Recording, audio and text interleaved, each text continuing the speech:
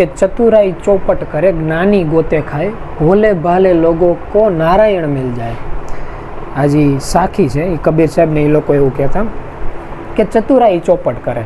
घणी वखत केवुं थतुं होय आपणने एवुं लागे कि આપણે આપણા પોતાના મન છે મસ્તિષ્ક છે એનાથી કોઈ પણ પ્રકારનો નિર્ણય લઈએ છીએ તે આપણે જિંદગીમાં સારા કર્મો માટે લઈએ છીએ, આપણને કાંઈક ફાયદો થાય છે એની માટે લઈએ છીએ।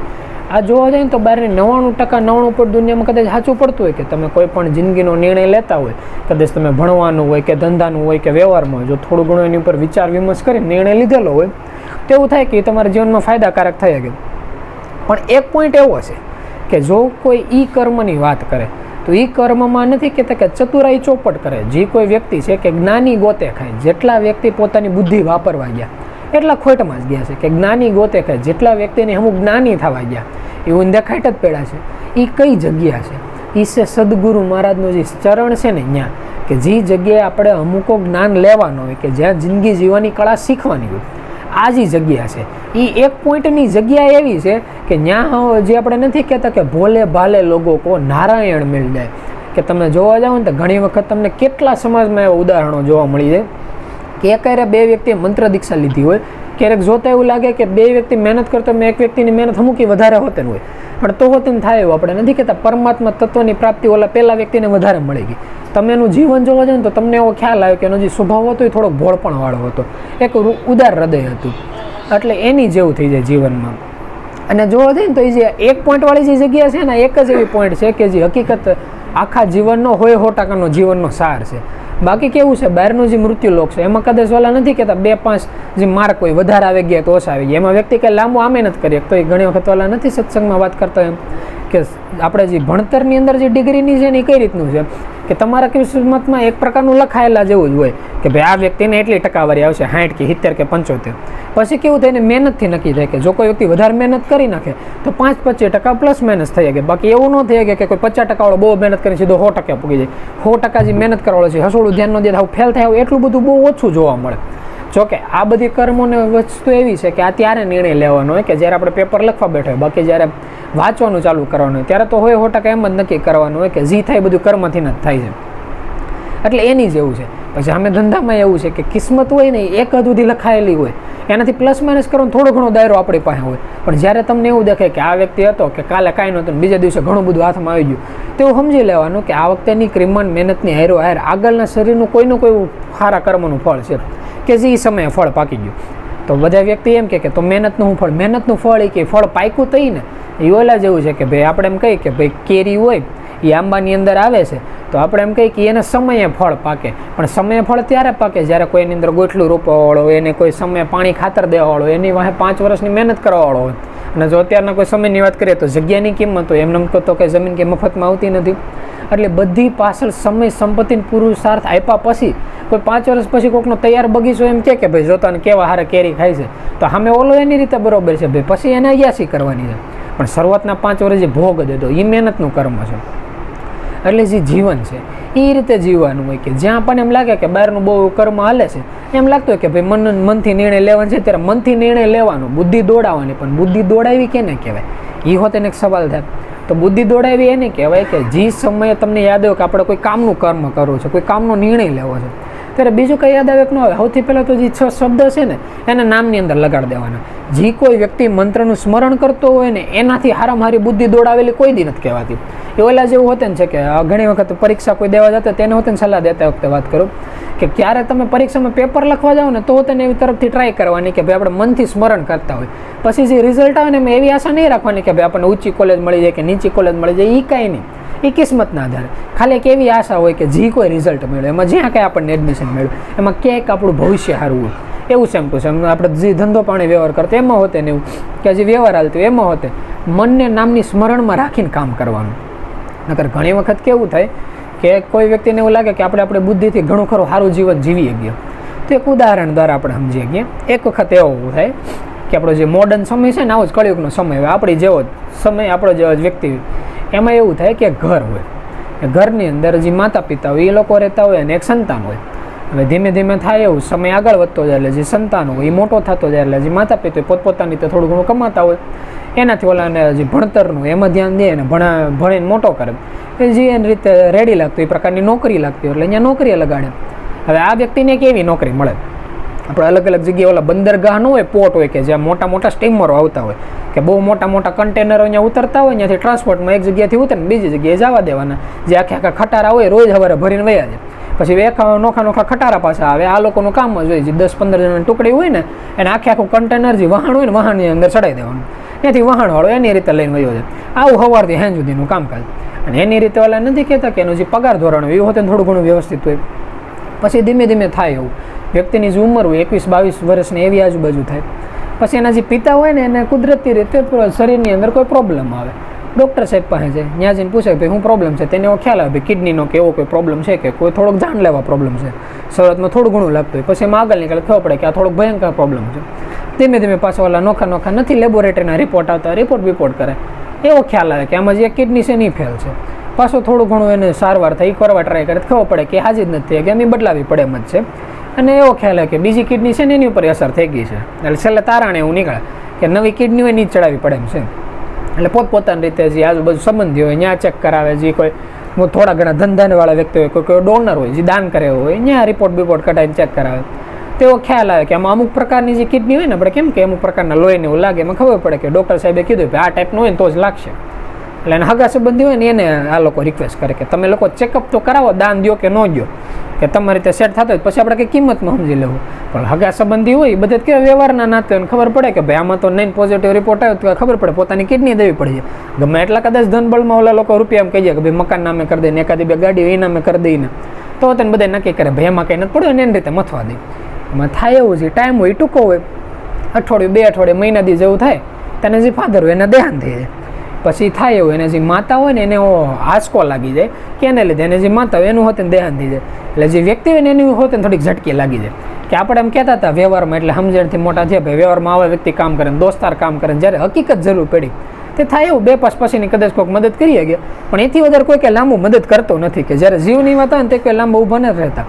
એટલે પોતાને એવો ખ્યાલ આવે કે આ બધી મોહ માયા છે, એને બદલે એ બધું સાઈડમાં મૂકી દે અને પોતાની રીતે તો ધંધા ધરથે લાગી ગયો હોય. એટલે એક ફ્લેટ હોય, વારસાગતમાં હોય, 4 વ્હીલ લેવું હોય, એટલે શાંતિથી જોબ ને એવું કરતો હોય. એમાં થાય એવું અઠવાડિયું 2 અઠવાડિયા 6 મહિના વરદી જેવું થાય, તો ઓલું બધું ધીમે ધીમે મગજમાં નીકળતું જાય અને પોતાની રોજિંદા જીવન એ લાગતું જાય.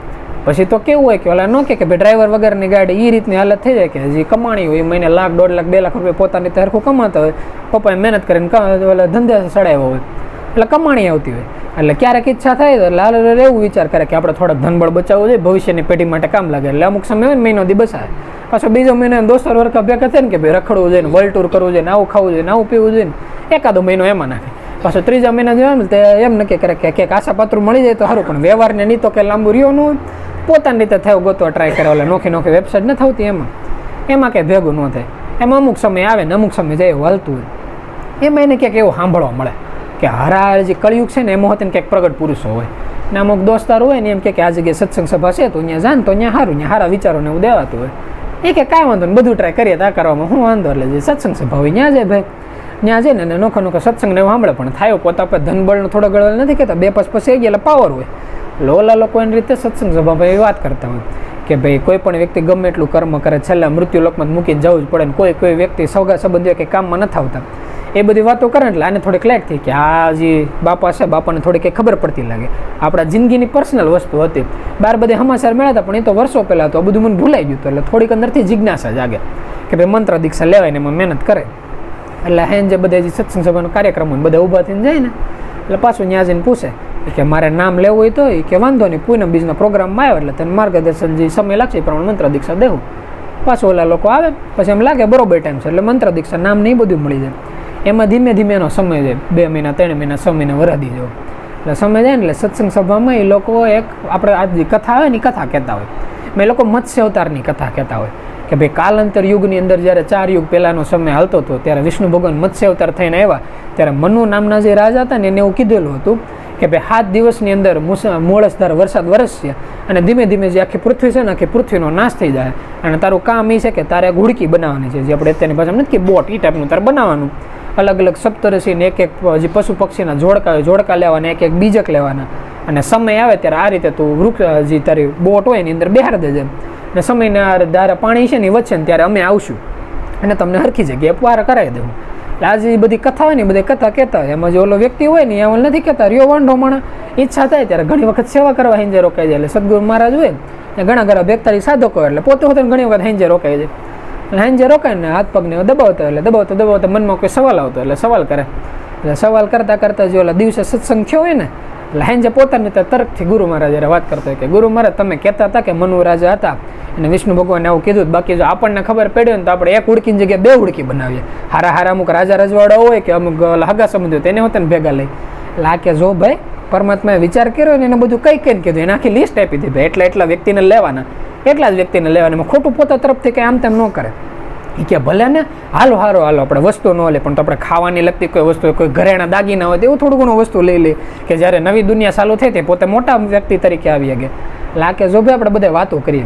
બાકી હકીકત ટાઈમ આવે ને ત્યારે માણસ પરખાય કે હકીકત માણસોને કેવું જોઈએ છે. એ કે હારો વાંધો નહીં. પછી પાછો અમુક દિવસો જાય, પાછો આવીને કે હમણાં કંટાળા છે, ધંધામાં આવું છે ને આમાં આવું છે ને. આ લોકો એક સલાહ આપે એ કે તું જે બહાર મગજ દોડાઈશો ને એની જગ્યાએ નામની અંદર જો તું મગજ રાખ ને તો તારું મન ઘણું શાંત થાય. આ કે એ કાંઈ નહીં, તમારી પાસે કોઈ બીજી કોઈ વસ્તુ હોય તો વાત કરો. બાકી સત્સંગ કરતા ને તે વાતો સાંભળવા સારી લાગે પણ આ ધ્યાનમાં બેહવું, સ્મરણ કરવું ને આ બધું આપણે નથી ભેગું થતું. એટલે કે વાંધો નહીં. એમ કરતાં થોડોક ટાઈમ જાય એટલે એક વખત આવે ને એટલે એકલો બેઠો હોય હેંજે હાથ પગ દબાવતા હોય ને ત્યારે. એટલે સદગુરુ મહારાજ કહે એ કે તને ખબર તો થોડાક દિવસો પહેલાં વાત કરતો હતો કે ભાઈ બાય ચાન્સ પૃથ્વીનો ઓલે નથી કહેતા પ્રલય આવવાનો હોય ને આપણને ખબર હોય તો આપણે આપણા તરફથી કંઈક કરીએ, કંઈક અલગ ભાતનું કરીએ.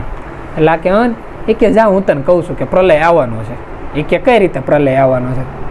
એ કે જો પહેલાંના સમયની અંદર પરમાત્મા એવું નક્કી કર્યું હતું કે આખી પૃથ્વી છે ને પાણીની અંદર રસાતળ થઈ ગઈ. આ વખતે એવું કંઈ નથી પ્લાન. આ વખતે એવું થાય કે અત્યારના સમયથી તે તારીખ લખી લે 3 મહિનાનો સમય જાય ને એટલે ધીમે ધીમે આકાશમાંથી બરફ પડવાનું ચાલુ થાય. લાગે પછી કે શરૂઆતમાં બધાને બધું નોર્મલ લાગશે કે ભાઈ ક્યાંક આપણે રણની જગ્યાએ કે આવા ગરમીમાં હોતે ને બરફ પડે તો માણસો ફોટા પાડશે ને ઇન્સ્ટા ફેસબુકમાં ને એમાં નોખી જગ્યાએ મૂકશે. પણ ધીમે ધીમે થાય એવું છે, બરફ પડવાનું છે ને અટકશે નહીં. હવે 1 દિવસ જાય 2 દિવસ જાય ને તો ઠંડી છે ને વધવા મળશે. લાગે પછી કે ઠંડી વધતા એવું થાય કે આપણે જે પાણી હોય ને એને તમે ગરમ કરો ને જો 100 ડિગ્રી સેલ્સિયસ તાપમાન હોય ને તો વરાળ થઈ જાય. પછી ઠંડુ કરો ને 0 ડિગ્રી સેલ્સિયસ થાય ને એટલે બરફ થઈ જાય. એ કેવી રીતે માઇનસમાં 100 ડિગ્રી થાય ને એટલા હદ સુધીનું ઠંડી વધી જાય. પેલો બરફ છે ને પડવાનું ચાલુ જ રહે, એ બંધ જ નહીં થાય. એટલે આ કે પછી એથી આગળ શું થાય એ કે આમ આગળ થતાં એવું થાય મોટા મોટા ડુંગરો ના બધો બરફની અંદર દટાઈ જાય અને જે આખી પૃથ્વી છે ને એમાં જેટલા જીવંત વ્યક્તિ છે ને બધાનો નાશ થઈ જાય. એટલે કે આ વાત તો બરોબર છે, તો આપણને પહેલાંથી ખબર પડી ગઈ અને અમે તમારી ઉપર વિશ્વાસ રાખ્યા છે ભાઈ હાલો વાત સાચી છે. પણ તો આમાંથી બચવું હોય તો એ કે કાંઈ નહીં, આ તો તું મને ખબર વાત કરતો હતો કે આપણને થોડુંક પહેલાંથી ખબર પડી ગઈ હોય તો એ કે તો ઓલું પાણી હતું તેમાં તો આપણે કંઈક હુડકી જેવું બનાવી લઈએ, આમાં તો કંઈ થઈ એમ નથી. એ કે તને જેમ બરોબર લાગે એમ કર. એટલે પાછો સવારથી હાઈ સુધી જાય ને ઘડીક તો એમ વિચાર કરે કે ગુરુ મહારાજ છે ને ફેંકતા છે આપણે વાત કરતા છે એવું કે હાસો ન હોય. ઘડીક થઈને એમ થાય કે નહીં આપણે અત્યારથી જેટલી સેવા ચાકરી કરી હતી મન હતું ને હકીકત સ્થિર થયું હતું. કદાચ કોઈ વ્યક્તિ ગમે એટલી ખોટી વાત કરે ને તો તેને એવું થાય કે ઘડીક પૂરતા તમે એની વાતમાં આવી ગયો. પણ 6 મહિના વરસ બેહો એમ હોતે ની જ્યારે એમ કે ધ્યાનમાં બેહો, જ્યારે ધ્યાનમાં બેહતા હતા ને તે મન હકીકત સ્થિર થતું હતું. એટલે આમાં કાંઈક તો સાચું છે નહીં, હકીકત 3 મહિના પછી આવું કંઈક ચાલુ થયું હતું. એટલે એક દિવસ સાંજે છે ને કોઈ ન હોય ત્યારે ગુરુ મહારાજને કેમ કે ગુરુ મહારાજ તમને ખબર તો પડી આવું બધું કંઈ થવાનું છે. એ કે હા એ કે તમારે પાસે થોડી ઘણી કંઈક પાવર જોઈએ તમને આપો ને તો એનાથી કેવું થાય કે અમે અમારી જિંદગી બહુ હરખી હતી જિંદગી જીવી ગયા. લાગે તાર કેવી પાવર જોતી છે કે એવી કંઈ ખબર નથી પડતી, તમારે ત્યાં જી બરોબર લાગી. લાગે તો એક કામ કર કાલે સાંજે 12 વાગે અહીંયા આવજે અને કોઈને ખબર ન પડે એ રીતે રહેજે. કે વાંધો ને એટલે સાંજે 12 વાગે ને એટલે અહીંયા આવે ને એમ કે પણોઠે વાળે ધ્યાનમાં બેસી જાય, માથે હાથ મૂકીને જે આપણે અંગૂઠો હોય ને કપાળ ઉપર રાખીને સસ દબાવે ને એટલે ઓલા વ્યક્તિને એમ લાગે જ્યારે શરીરની અંદર બહુ બધી ઉર્જા ન આવી ગઈ એટલું લાગે. પછી હાથ લઈને ગુરુ મહારાજ એમ કહે કે જો મેં તારી અંદર 2 પ્રકારની પાવર નાખી છે. એક કઈ રીતની કે પહેલી પાવર તો મેં એવી નાખી છે કે જ્યારે કોઈ પણ વ્યક્તિ તારી સામું આવીને કોઈ પણ વાત કરશે ને એટલે એના હૃદયમાં હકીકત શું છે ને એ તને ખ્યાલ આવશે. એવું નહીં કે એના મનના વિચારો જાણીએ કે એવું નહીં, પણ ધારો કે કોઈ વ્યક્તિ હારી વાત કરે છે પણ હકીકત એના મનમાં કોઈ કાળા વિચારો છે તો તને ખ્યાલ આવી જાય કે ભાઈ આ વ્યક્તિ આપણને ખાલી ગોળી જ પાય છે. અને હકીકત કોઈ વ્યક્તિ એવો છે કે જે મોઢે ગમે એમ બોલતો પણ મનથી સારા વિચારો એટલે તને ખ્યાલ આવી જાય. એટલે ઓલો વ્યક્તિ આંખો બંધ કરીને જોઈને તો ખબર પડે કે ગુરુ મહારાજ પરમાત્મા એવા છે કે એના હૃદયથી એવું કહેવાય છે કે એનું બધું ન્યોછાવર કરવા તૈયાર છે, ખાલી સામેવાળો વ્યક્તિ તૈયાર હોવો જોઈએ. એટલે કે બીજી પાવર બીજી પાવર એવી છે કે તારા મૃત્યુલોકમાં તને જે કોઈ વસ્તુ બરોબર લાગે ને એ વસ્તુને તારે હાથથી સ્પર્શ કરવાનો અને ખાલી શાંતિથી વિચાર કરવાનો એટલે જે વસ્તુ છે ને એ અદૃશ્ય થઈ જાય. એ કે પછી તારે જ્યારે જોઈએ ને ત્યારે કોઈ જોતું ન હોય ને એ રીતે ખાલી સંકલ્પ કરે હાથમાંથી વસ્તુ પ્રગટ થાય. એટલે કે આનાથી શું કરીએ કે એ તારું મગજ તું અત્યાર સુધી કહેતો હતું ને મારું મગજનો ઉપયોગ કરો, મારી રીતે જિંદગી હરખી રીતે જોઉં, આ પાવર તને જેમ બરોબર લાગે એ રીતે જિંદગી જીવન ચાલુ કરે. એટલે કે વાંધો નહીં. બીજા દિવસે આખી રાત હોય ને સવાર ઉઠીને પ્લાન કરે એ કે ધારો કે બરફ પડવાનો હોય, મૃત્યુલોકમાં બધી વસ્તુ ખાલી થવાની હોય, તો સૌથી પહેલાં તો આપણે કઈ વસ્તુ જોઈ? તો ખ્યાલ આવે કે પહેલાં તો ખાવા માટે જોઈ વ્યક્તિને. એટલે કેવું કરે, મોટી મોટી જગ્યાએ જે ફ્રૂટની માર્કેટ હોય ને ત્યાં છે ને પહેલાંથી ખાવાનું ને બધું ઘરે લઈ આવે અને ટ્રાય કરે. એટલે હાથ મૂકીને અને સંકલ્પ કરે એટલે જે ફ્રૂટ ને બધું ને બધું અદૃશ્ય થઈ જાય. પછી ક્યાંક પાછું પ્રગટ થતું હશે, પાછું સંકલ્પ કરે, પ્રગટ થાય. અને ગુરુ મહારાજે કીધું કે તું જે સ્વરૂપમાં અદૃશ્ય કરીને જ્યારે પ્રગટ થાય ને તો એવું ને એવું રહે. મતલબ એટલે હતું કે ધારો કે ચા હોય ગરમા ગરમ બનેલી હોય, અદૃશ્ય કરીને 100 વર્ષ પછી પ્રગટ કરીને તો એ ગરમા ગરમ જ ચા, એમાં કાંઈ ફરક ન પડે. એટલે એને ખબર પડે સારું હાલો ખાવાનું સેટિંગ થઈ ગયું. પછી ભેગું કેમ કરવું? એટલે સવારથી સાંજ સુધી પહેલાં તો એ કરે કે પોતાનું જે ધનબળ હોય ને મોટી મોટી હોટલોમાં જાય, પછી જ્યાં જે કરિયાણું મળતું હોય બધું જઈને મોટા મોટા ઓર્ડર આપે ને ઘરે જેવી વસ્તુ આવે ને સીધી બધી વસ્તુ અદૃશ્ય કરી નાખે. કે આપણે ઘણા વર્ષ જિંદગી જીવવાની છે, બીજા બધાનું જે થવું એ થાય. એટલે એવી રીતે પોતાની રીતે હિસાબ કરે કે આપણે 10 જિંદગી કાઢીએ ને તો તેને ખૂટે નહીં, એટલું બધું ખાવાનું ભેગું કરી નાખવું. પછી થાય અમુક ટકા તો ધનબળ ઓલા બેંક બેલેન્સમાં પડ્યું હોય એ ધીમે ધીમે પૂરું થવા મળે. અને ગુરુ મહારાજે કીધું હોય જો પહેલું વરસાદનું ટીપું પડે ને પેલું બરફનું ટીપું ત્યાં સુધી તારે અહીંયા આવવાની છૂટી, તારે જેટલી માર્ગદર્શન લેવો ને એટલું લેજે. પણ એક વખત પેલું જે બરફનું બૂંદ પૃથ્વી ઉપર પડે પછીથી અહીંયા નહીં આવતો, પછીથી તું મને ઓળખતો ન હોય એ રીતે રહી જાય. એટલે ઓલા કે વાંધો નહીં. એટલે એવી રીતે ધીમે ધીમે જે પોતાનું ધનબળ હોય ખાવાનું બધું ભેગું કરવાનું એટલું ભેગું કરે ને તો પૂરું થઈ જાય. પછી થાય એવું, પછી એથી વધારે ભેગું કરવાની ઈચ્છા થાય કે નહીં આપણે વધારે જીવાતો અને સારું સારું ખાવાની ઈચ્છા થઈ, મોંઘી મોંઘી વસ્તુ લાવો. એટલે ગુરુ મહારાજ પાસે જઈને કે આપણે તમે એવું કીધું હતું કે બીજા કોઈની ચોરી કે એવું કંઈ ન કરે, પણ ધારો કે આપણે એવું કરીએ કે બેંકમાંથી ક્રેડિટ કાર્ડ ને મોટી મોટી વસ્તુ લઈ લઈને લોન ને એવું લઈ લઈ, આપણે રૂપિયા દેવા જ છે, આપણે કંઈ ખોટું કરવું જ નથી. પણ 3 મહિના પછી તો પૃથ્વીનો અંત થઈ જવાનો છે. એ કે પછી હું બેંક હું સિસ્ટમ એમાં કાંઈ વાંધો નહીં. એટલે ગુરુ મહારાજ કે જા તમ તાર કાંઈ વાંધો નહીં, આ વખતેનું સેટિંગ કંઈ કરી નાખશું, પણ બીજા કોઈને આવી કંઈ વાત નહીં કરતી. એ કે વાંધો નહીં. એટલે બેંકમાં જેટલી લોન ને ક્રેડિટ કાર્ડ ને જેટલું મળતું ને બધું લઈ જાય લઈને અને મોટી મોટી જગ્યા વાળા નથી કહેતા કે જમવાનું આયોજન કરતા અહીંયા ઓર્ડર આપે ભાઈ આ જગ્યાએ આપણે જમણવારનું આયોજન છે, 1000 વ્યક્તિનું જમણવાર છે, 2000 વ્યક્તિનું જમણવાર છે, 10000 વ્યક્તિનું જમણવાર છે, અને હજી ડાઉન પેમેન્ટ થતો ને એટલો પણ બાકી 3 મહિના પછી એમ કરીને ચાલુ કરે. અને બધું જે ખાવાનું હોય એ બધું ભેગું કરી નાખે. પછી મોટા મોટા જે પાણીના મોટા ટેન્કર આવતા હોય એ લોકોને બોલાવે કે ભાઈ ઘરે બોલો, આખા ટેન્કર લાવીને પોતાની શક્તિથી અદ્રશ્ય પછી નક્કી કરે કે ધીમે ધીમે ખાવાનું પાણીનું થઈ ગયું, હવે લાઇટનું શું કરવું? એટલે જે પોતાનું ઘર હોય ને એમાંથી થાય એવું કે જેટલી લોન લેવાતી હતી એ બધું પૂરું થઈ જાય, જે ધનબળ ભેગું કર્યું એ પૂરું થઈ જાય, તો હોતે થોડું ઘણા ડાઉન પેમેન્ટ પૂરતા કરવા જોઈએ. એટલે કે ઓલા જે પોર્ટ ને બંદર હોય ત્યાં જાય ને જે ઓલા 10 કર્મચારી હોય ને એ બધાને કહે મારી તરફથી પાર્ટી છે, ખાવામાં તમે તારે બેહો શાંતિથી જમો મોજ મસ્તી કરો.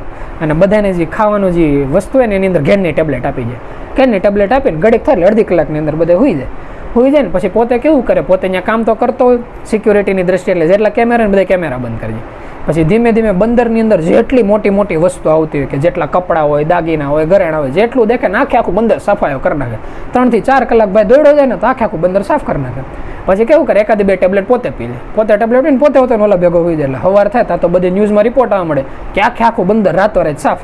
એટલે ઓલા જે વ્યક્તિ હોય ત્યાંનો જે મેનેજર એને ફોન કરે, એટલે આ ભાઈ પોતે ફોન ઉપાડીને કે ભાઈ અમારા 20 જણાથી શું થાય, જોન કેમેરાની અંદર અમે થતા છે, આ ખબર નહીં કોણ એવા કેમ છે, ચમત્કાર જેવું થઈ ગયું. કારણ કે કોઈ વિશ્વાસ જ ન કરે કે કોઈ વ્યક્તિને બંદર આખું સાફ કરવું ને તેને કેટલા દી મહેનત કરવી પડે, એટલા મોટા અહીંયા ટેન્કર ઊભા હોય. એટલે એમાંથી એને ખ્યાલ આવે કે ઘણા બધા વર્ષો સુધીના કપડાનું સોલ્યુશન થઈ ગયું, લેડીઝ જેન્ટ્સ બધાના અમુક વાહનો જે આખા વાહનો હોતે લઈ લીધા, કસરત કરવાના સાધનો ને ઇલેક્ટ્રિક બિલ ને મોબાઈલ ને જોતે આખા બોક્સ મોબાઈલ ને બધી વસ્તુ આવી ગઈ. કે પછી તો એવું થાય કે થોડોક ટાઈમ જાય ને એટલે બહારથી પાવર પ્લાન્ટ ને આ બધું બંધ થઈ જવાનું છે, કારણ કે જ્યાં આટલા વ્યક્તિ ત્યાં કામ કરતા એ બધા વ્યક્તિનું હોતે ધ્યાન થઈ જાય. કે તો એની હાટું જનરેટર જોવે, એટલે મોટા જેટલા જનરેટર લાવતા ને એ બધા ભાઈ લોન ઉપર લે એ પૂરું કરે. પછી જેટલા પેટ્રોલ પંપ હોય એ બધું ચાલુ કરે, ત્યાંથી મોટા પેટ્રોલના બેરલો લઈને અદ્રશ્ય કરીને પોતા પાસે રાખી મૂકે. પછી એટલું બધું ભેગું કરીને અને પછી નક્કી કરે કે તો હવે આની પછીનો સ્ટેપ હું. એટલે ધીમે ધીમે જીવન જરૂરતનું જેટલું થયું ને બધું આવી ગયું. પછી એનો બીજો સ્ટેપ એ આવે કે હવે સુરક્ષાની જરૂર પડશે. આપણે આજુબાજુ તો એટલું ભેગું કર્યું છે, આપણે જ્યાં રહેતા હોય એ બિલ્ડિંગમાં ઉપરના માળે રહેતો હોય એટલે એને ખબર હોય કે આજુબાજુના વ્યક્તિઓ હોય ને ખ્યાલ આવશે. એટલે એ તો એમ તો કે ભાઈ વરસાદ પડવાનો ચાલુ થયો, બરફ પડવાનો, હવે ખાવાનું જોઈએ એને બહુ ભેગું કર્યું હતું. એટલે કે નહીં આપણે ત્યાં માંગવાય ને આપણે સુરક્ષા માટે કંઈક તું જોઈએ. એટલે બેંકવાળાને કોન્ટેક્ટ કરે ને એમ કે તમે જે મોટી તિજોરી બનાવો છો એ તિજોરીવાળા નંબર આવો ત્યાંથી ખ્યાલ આવે, ખબર પડે કે આખો કોઈ પરમાણુ બોમ્બ ફોડે ને તો કાંઈ ન થાય ને એવા બંકર બને છે. એટલે પોતે નક્કી કરે કે આજે દિવાલ હોય ને દિવાલ એમને રહેવા જાય. બહાર એવું ડિક્લેર કરે કે હજી માળની અંદર 3-4 ફ્લેટ હોય ને 3-4 ફ્લેટ ખરીદી લે, નક્કી કરે કે અમે રિનોવેશન કરાવીએ છીએ, એવું બધાને કહી દે. પછી ઓલા જે બેંકવાળા હોય ને મોટી મોટી તિજોરી બનાવવાળા, એ બહારની દિવાલ એમ નંબર હજી અંદર આખી ઓલા નો કે અડધા ફૂટની લોખંડની પ્લેટવાળી દિવાલો બનાવી નાખે, છાપરું બનાવી નાખે ને તળિયું બનાવી નાખે, અને અંદર A to Z સુવિધા ભેગી કરી નાખે. બધું ભેગું કરીને પછી નક્કી કરે કે હવે ટાઈમ પૂરો થવા આવ્યો, અને ગુરુ મહારાજ પાસે જાય છેલ્લા દર્શન કરીને કે આખો પ્લાન કહીએ કે એટલું જિંદગીમાં રેડી છે, હવે અમે અમારી રીતે જિંદગી જીવીએ છીએ. ઓલા કે કાંઈ વાંધો નહીં, તમે તાર કઈ જિંદગી જીવવાનું ચાલુ, પણ હવેથી અહીંયા આવતો ને કાલે સવારથી બરફ પડશે. અને સવારથી થાય એવું હકીકત જેમ ગુરુ મહારાજે કીધું એમ બરફ પડવા ધીમે ધીમે ચાલુ થાય. ધીમે ધીમે ચાલુ થતા શરૂઆતમાં બધા વ્યક્તિ રાજી થાય, ઉનાળો જેવો ટાઈમ હોય થોડું ઘણું ઠંડુ વાતાવરણ બધા એમ કે સારું થયું. પછી થાય એવું બરફ પડવાનું વધતું જાય, 1 દિવસ જાય 2 દિવસ જાય, એટલે ધીમે ધીમે વ્યક્તિ અકળાવવાનું ચાલુ કરે કે કેમ આમ થયું. એટલે જે આપણે ખાવાની બધી વસ્તુ હોય ને પોતપોતાની તે સંગ્રહ કરતા થાય. પછી એમ કરતાં કરતાં અઠવાડિયું 2 અઠવાડિયે 15 દી મહિનો દેવો જાય, એટલે જે મોટા મોટા સ્ટોરેજવાળા હોય ને એમાં ધનાદય વ્યક્તિ પોતપોતાની રીતે મોટી બોલી બોલવા મળે, ભાઈ એટલા રૂપિયાનું આ દે ને એટલા રૂપિયાનું ફ્રૂટ વેચે ને એટલા રૂપિયાનું ધનદાન વેચે. આપણે કેમ કોરોના આવ્યો હતો તે કેમ ઓલો ટોબેકોના એના મોટા બોલી બોલાતી હતી, એવું બોલાવવાનું ચાલુ થાય. પણ બધાને કહેવાય તો ઘડી પૂરતું વાતાવરણ ફેર્યું છે, એમાં તો હું 6 મહિના વરાદી પછી હરખું થઈને કમાઈ લેવું. અને આ ભાઈ એકલો બેઠો અંદર જે રૂમની અંદર વ્યક્તિ દાંત કાઢતો હોય કે આ લાખોને લાગે છે, બાકી આખી જિંદગી પૂરી થઈ જાય, આ કંઈ બંધ થવાનું નથી. એટલે જે ધન બળ હોય ને એને તો ભાઈ હાવ સાઈડમાં જ રાખવું હોય કે રૂપિયા આપણી માટે આવ્યા કાગળિયા છે, એ બધું સાઈડમાં રાખે ને પોતે શાંતિ જિંદગી જીવતો હોય. અઠવાડિયું થાય, મહિનો થાય, 2 મહિના થાય, પછી બધા પાસે ખાવાનું ને બધું પૂરું થવા મળે. પછી આપણે અમુક નથી ઓલા ગુજરાતી અમુક આખી નોવલકથા લખાણી કે એક સમયે આપણે ગુજરાતમાં દુકાળ પડ્યો હતો કે વ્યક્તિ ખાતા જ્યારે ધન આપણે જે ધાનની હોય એ પૂરું થઈએ તો એકબીજા માનવ ભક્ષી થવા મળ્યા હતા કે એક માણસને મારીને અને બીજો માણસ ખાવાનું ચાલુ કરે. એવી રીતે ધીમે ધીમે ડકેતી ને એવું ચાલુ થાય. જે કે પાસે થોડું ઘણું ખાવાનું હોય તો લૂંટફાટ ચાલુ થવા મળે, જેને પાસે જે ખાવાનું મળે ભેગું કરવા મળે, એમાં ધીમે ધીમે ગેંગ જેવું બનવા મળે. જે કે થોડા ઘણા કોઈ હથિયારનું એ લેવાનું ચાલુ કરે. એમ કરતાં આને રૂમ લૂંટો હોય ને તો ખબર પડે દરવાજો તોડવા જાય તો એની લોખંડની બહુ મોટી તિજોરી છે.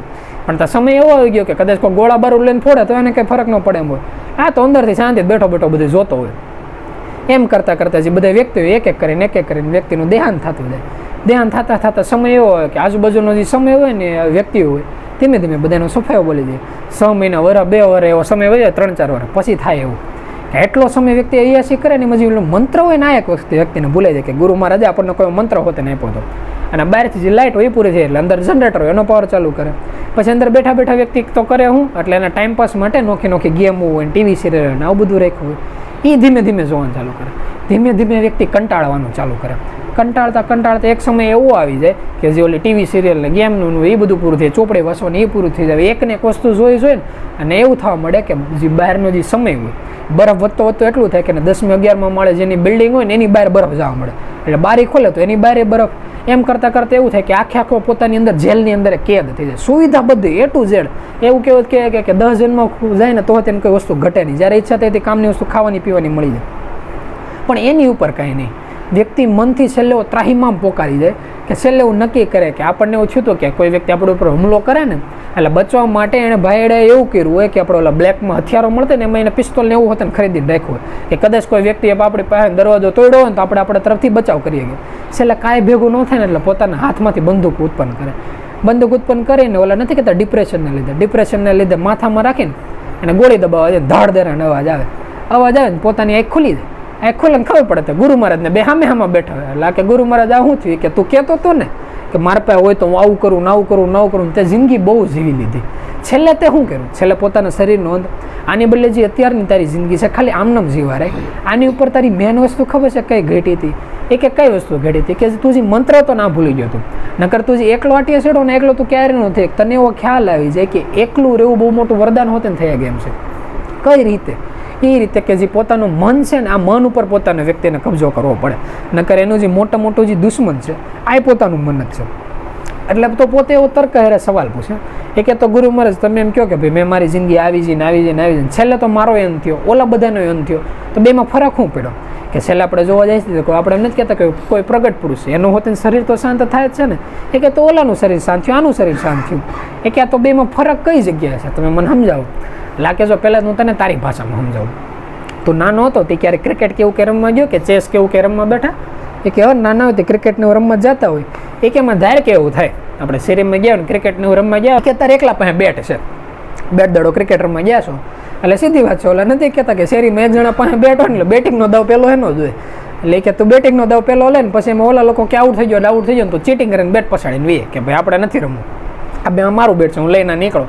એ રીતે હોતે ને રમવાનું બંધ થાય. અને કોઈ પ્રોફેશનલ કોઈ ક્રિકેટની ટીમ જોવે તેમાં હોતે ને હોય બે ટીમ રમે લીગલી હોય, એમાં એક વ્યક્તિ હારે એક વ્યક્તિ જે રીતે એ રીતે હોતે ને ક્રિકેટ બંધ થાય.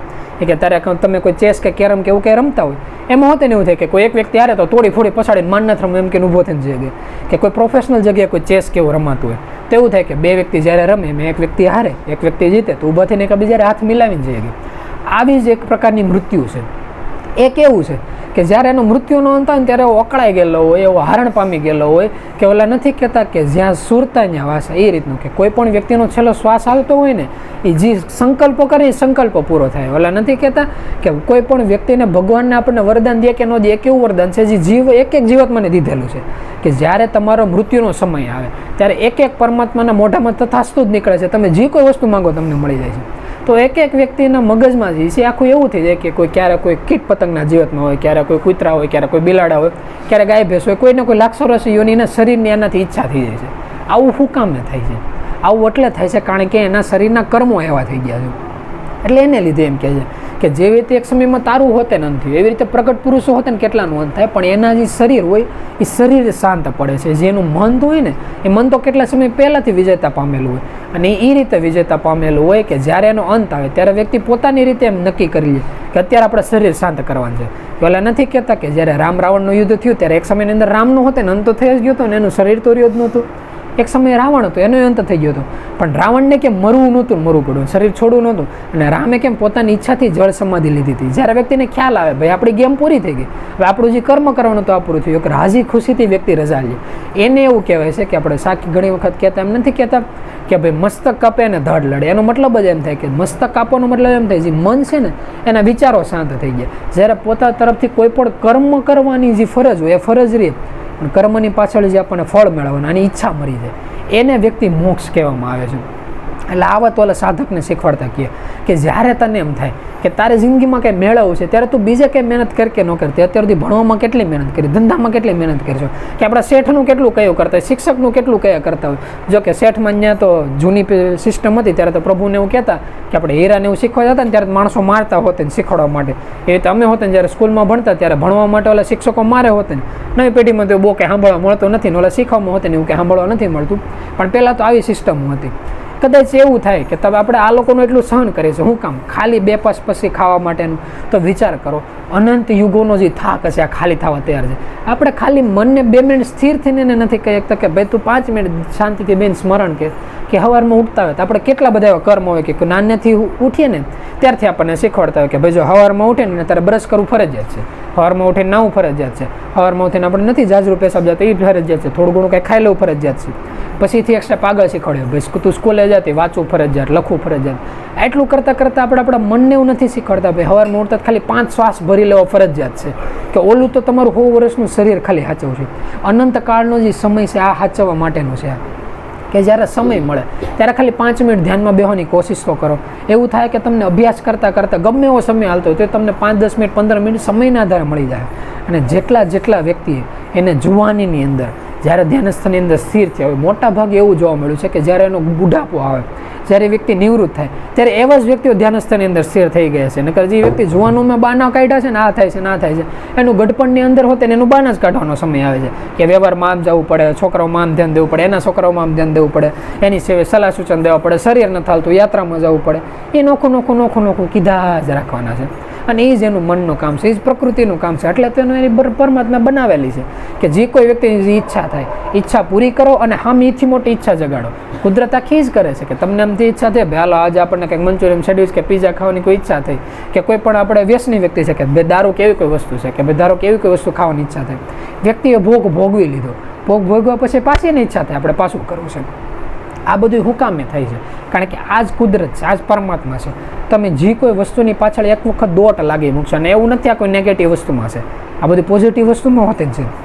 કે ઘણા વ્યક્તિ નથી કહેતા કે ભાઈ આપણે જીમમાં જવું છે, શરૂઆતમાં જીમમાં જવું તો અઠવાડિયું 15 દી મહિનોથી બહુ મહેનત લાગશે, પણ જો કોઈ વ્યક્તિ કઠણ થઈને એમાં પડ્યો રહે 6 મહિના વર્ષ સુધીમાં મહેનત કરે, ધીમે ધીમે એનું શરીરને એની આવડત એવી થઈ જાય કે પછીના દિવસે એવું થાય કે સવારમાં ઉઠીને જો જીમ ન થયું, 1-2 દિવસ કોઈ કામ આવી ગયું તો વ્યક્તિની અંદરથી એમ થાય કે આજે આપણે અકળાય છીએ, કે આપણે આની બધી જગ્યાએ જીમ કરવું જોઈએ, એવું ધ્યાનમાં હોતી જ છે કે જો કોઈ વ્યક્તિ ધ્યાનસ્થની અંદર સ્થિર થતો હોય, અડધી કલાકનું આખું સેટિંગ આવતું હોય, કલાક 2 કલાકનું 6 મહિના વર્ષ દિવસ સેટિંગ પકડાયેલું હોય, કોઈ પણ કામકાજને લીધે બીમારીને લીધે અઠવાડિયું 2 અઠવાડિયું સેટિંગ ખોરવાઈ જાય ને તો શરૂઆતની અંદર વ્યક્તિ કન્ફ્યુઝ થવા મળે, એને એમ થવા મળે કે જાણે આ ઓલા નથી કહેતા કે શરીરમાંથી ઓક્સિજનનું બારું કાઢી લીધું હોય, આવું થાય છે. આવું શું કામે થાય છે કે પરમાત્માએ બધાને પ્રકારનું વરદાન દઈ દીધેલું છે કે તમે જે વસ્તુની પાછળ મહેનત કરશો ને તમને એની લત લાગશે.